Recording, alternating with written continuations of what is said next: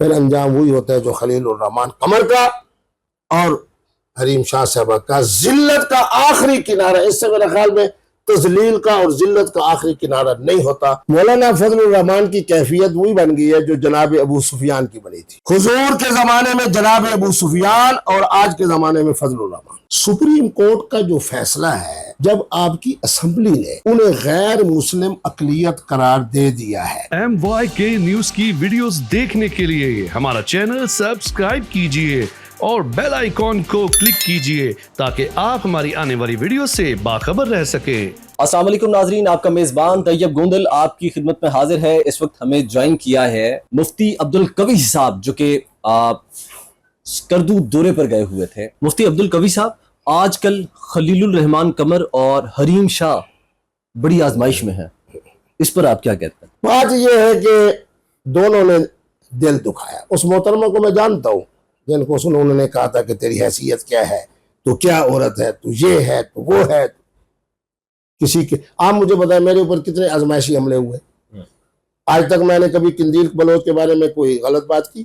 آج بھی کہہ رہا ہوں کہ بیچاری شہید ہوئی. حریم شاہ کے بارے میں آج بھی کہہ رہا ہوں سید ہے، حافظ قرآن ہے. ہمارے commander in chief Syed Asim منوی صاحب کی طرح وہ بھی حافظ ہیں اور سید ہیں.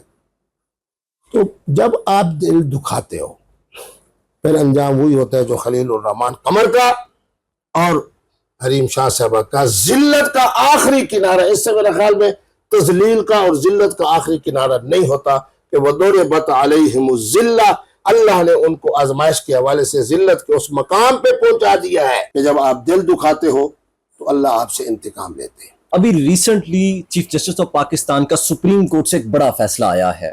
اس فیصلے کو قوی صاحب یہ بتا دیجئے گا کہ آپ قانونی اور شرعی نظریے سے کیسے دیکھتے ہیں؟ دیکھیں جی، صورتحال یہ ہے کہ الحمدللہ میں نے مدینہ یونیورسٹی سے LLM کیا. تو LLM وہی کرتا ہے جو پہلے LLB ہو. میں پاکستان کے قانون کی بھی جانتا ہوں، حافظ قرآن بھی ہوں. سپریم کورٹ کا جو فیصلہ ہے میں اس کو کہوں گا کہ انہوں نے ایک ایسے وقت میں، اس کو میں ملحدانہ بھی کہہ سکتا ہوں، یہ ان کو فیصلہ نہیں دینا چاہیے تھا. کیوں؟ اس لیے کہ پاکستان کے اندر جب آپ کی اسمبلی نے انہیں غیر مسلم اقلیت قرار دے دیا ہے، ان کے بھی حقوق ہیں، ان کو وہی حقوق ملنے چاہیے جو پاکستان میں رہنے والے ایک جناب عیسائی کو ملتے ہیں، ایک ہندو کو ملتے ہیں، سکھ کو. لیکن اگر وہ اسلام کا نام استعمال کریں، احمدیت کا نام استعمال کریں، ہمیں کوئی اعتراض نہیں ہونا چاہیے. قادیانیت کا نام استعمال کریں، ہمیں کوئی اعتراض نہیں ہونا چاہیے. چیف جسٹس صاحب نے اس حساس وقت میں جو فیصلہ دیا ہے، میں سمجھتا ہوں کہ انہوں نے پوری پاکستانی قوم کے، نوجوانوں کے، بزرگوں کے، اہل دین کے، سب کے دلوں کو دکھایا ہے. مولانا فضل الرحمان صاحب اور PTI کی آپس میں جو ہے وہ کمبینیشن کے ساتھ یہ حکومت کے خلاف کھڑے ہونے جا رہے ہیں، اسے آپ کیسے دیکھتے ہیں؟ مولانا فضل الرحمان کی کیفیت وہی بن گئی ہے جو جناب ابو سفیان کی بنی تھی. حضور کے زمانے میں جناب ابو سفیان اور آج کے زمانے میں فضل الرحمان. ہر میدان میں ہمارا مقابلہ کیا. جب اللہ نے جناب ابو سفیان کو ہدایت دی پھر حضور کی خدمت میں کھڑے تھے. آج اللہ رب العالمین نے فضل الرحمان کو راستہ صحیح دکھایا، آج ہمارے ساتھ کھڑے. اور ہمارا جگر دیکھیں، ہمارا حوصلہ دیکھیں. قائد محترم کو مرزائی کہنے والا، قادیانی کہنے والا، مرزائیت نواز کہنے والا، یہودی کہنے والا، یہودی نواز کہنے والا، آج بیچارہ ہماری اقتداء میں ہماری کمیٹی کے سامنے بیٹھ کے ہمیں درخواست کر رہا ہے کہ آپ اور ہم اکٹھے چلتے ہیں. اور ایک بات آپ کو بتا دوں کہ مولانا فضل الرحمان ہمارے ملک کے بہت سارے اداروں کے بارے میں جتنی گفتگو کر لے، ووٹ ہمارا ہے، ووٹ ہمارا ہے، عوام ہمارے ساتھ ہے. اس دفعہ کا 2 کروڑ 10 لاکھ ووٹ میں سے 2.25 کروڑ ہمارا ہے.